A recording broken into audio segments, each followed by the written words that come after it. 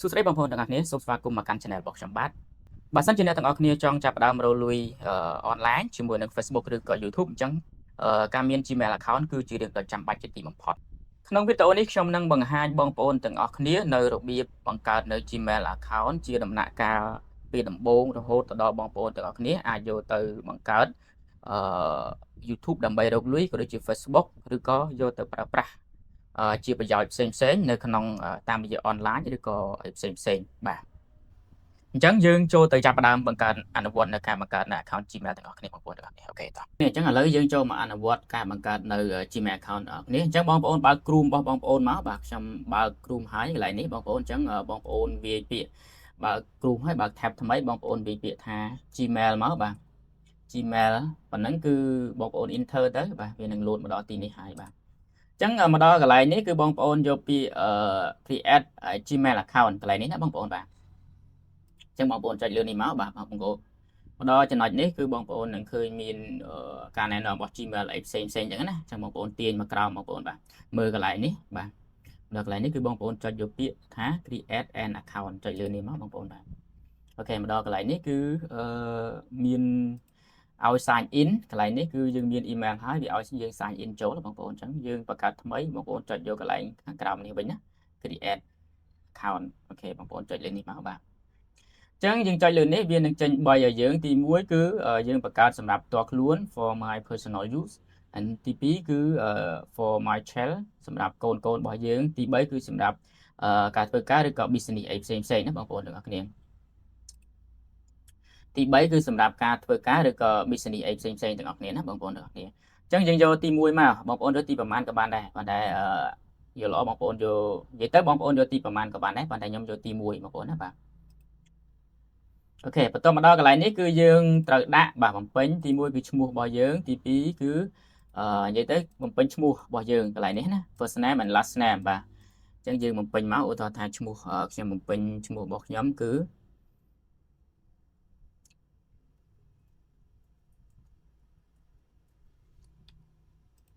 សុភ័ក្រ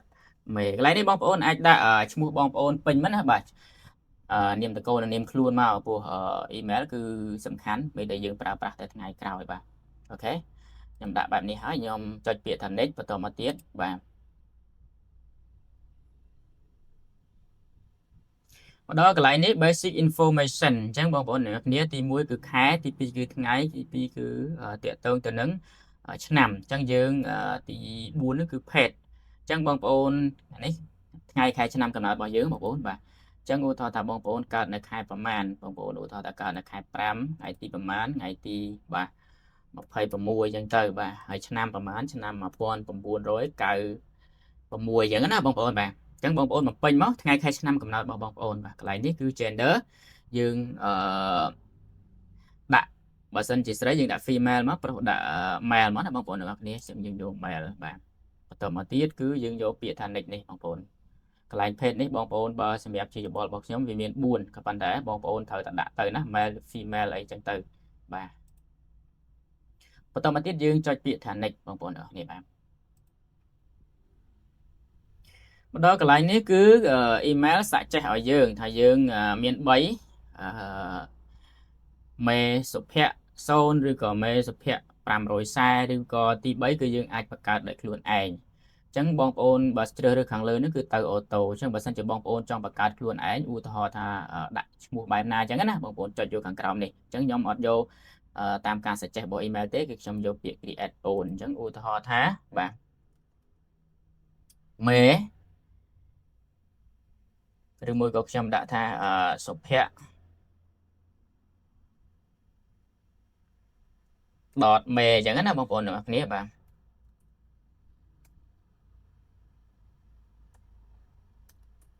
អូខេដតមេចេះមក11អញ្ចឹងទៅនេះគឺខ្ញុំចង់បានបែបនេះបាទអញ្ចឹងបន្តមកទៀតបងប្អូនដាក់ឈ្មោះដែលបងប្អូនចង់បានហើយបងប្អូនចុចពាក្យថា next បងប្អូនណាបាទឈ្មោះនេះអត់មានដោយសារយើងដាក់ខុសកន្លែងនេះអញ្ចឹងយើងដាក់ជាចុចមួយវិញក៏បានដែរបាទបែបនេះណាគឺ Facebook អត់ allow ទេពាក្យខ្លះគឺ Facebook អត់ allow ទេបងប្អូនទាំងអស់គ្នាណាបាទអញ្ចឹងយើងខ្ញុំដាក់បែបនេះបាទអូខេហើយ ចំណុចសំខាន់បងប្អូនទាំងអស់គ្នាគឺ create a strong password មានន័យថាកន្លែងនេះយើងត្រូវដាក់ password អញ្ចឹង password គឺជាគេហៅថាចំណុចសំខាន់នៅក្នុងការបង្កើត Gmail ដែរបងប្អូនត្រូវតែដាក់ហើយត្រូវតែចាំណាបងប្អូនព្រោះនៅពេលដែលយើងបង្កើត Gmail យកទៅបង្កើត YouTube ដើម្បីរកលុយឬក៏ Facebook ឬក៏អីផ្សេង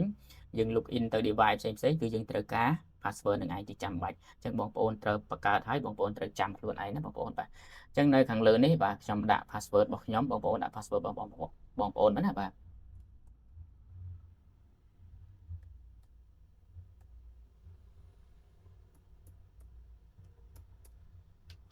ហើយទី2នេះគឺយើងដាក់ឲ្យដូចទី1អញ្ចឹងណាបងប្អូនទាំងអស់គ្នាបាទ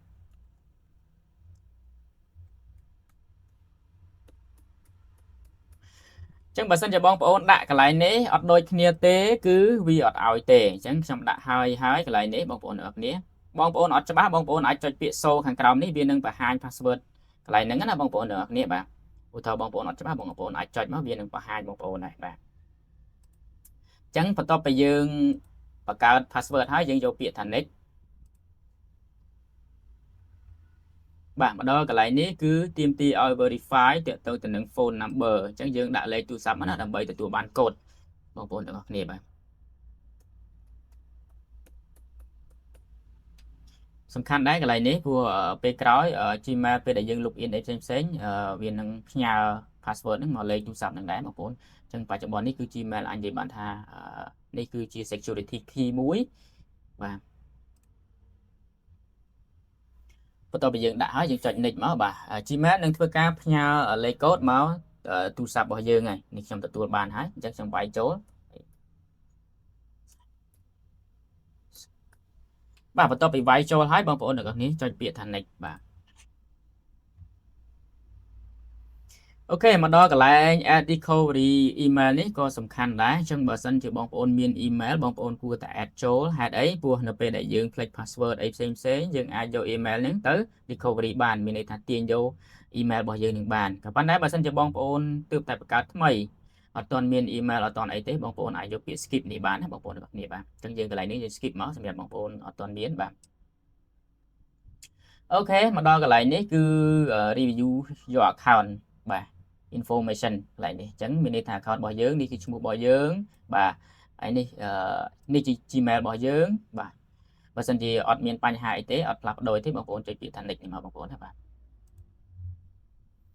អូខេបងប្អូនទាំងអស់គ្នាមកដល់ចំណុចនេះគឺ privacy and term អញ្ចឹងមានន័យថានេះគឺជាលក្ខខណ្ឌកងត្រាបើនិយាយខ្លីទៅជាមួយនឹងខាង Google ណាចឹងកន្លែងនេះបងប្អូនអានក៏អានព្រោះវាមានប្រយោជន៍ដែរបើសិនជាបងប្អូនមិនអានទេបងប្អូនទាញមកក្រោមអស់មកណាបងប្អូនទាំងអស់គ្នាហើយយកពាក្យកន្លែង more option នេះទាញមកក្រោមអស់ទេកន្លែងនេះបងប្អូនយកពាក្យ agree នេះមកទាញមកក្រោមអស់មកនិយាយខ្លីគឺបងប្អូនមិនចុចអីទៀតទេយកពាក្យថា agree នេះមកបងប្អូនណាបាទអូខេឥឡូវនេះយើងបាន Gmail account មួយហើយបាទបងប្អូនទាំងអស់គ្នាអញ្ចឹងយើងអាចចូលទៅបំពេញព័ត៌មានអីផ្សេងនៅក្នុង Gmail account ហើយ Gmail account នេះគឺសំខាន់ណាស់សម្រាប់យកទៅបង្កើតនៅ YouTube ដើម្បីរកលុយបង្កើតនៅ Facebook ឬក៏បង្កើតនៅប្រើប្រាស់នៅក្នុងការ business online អីផ្សេងណាបងប្អូនទាំងអស់គ្នាបាទអរគុណបងប្អូនទាំងអស់គ្នាសម្រាប់ការតាមដាននៅវីដេអូមួយនេះតាំងពីដើមរហូតដល់ចប់បើសិនជាបងប្អូនមានចម្ងល់អីផ្សេងអាច comment សួរនៅខាងក្រោមបានបាទឬក៏ឆាតមកកាន់Telegram ក៏ Facebook page របស់ខ្ញុំបានខ្ញុំនឹងរីករាយនឹងឆ្លើយជូនបងប្អូនគ្នាអញ្ចឹងនៅក្នុងវីដេអូបន្តទៀតយើងនឹងចូលទៅអនុវត្តនៅការបង្កើតនៅ YouTube ដើម្បីរកលុយទាំងអស់គ្នា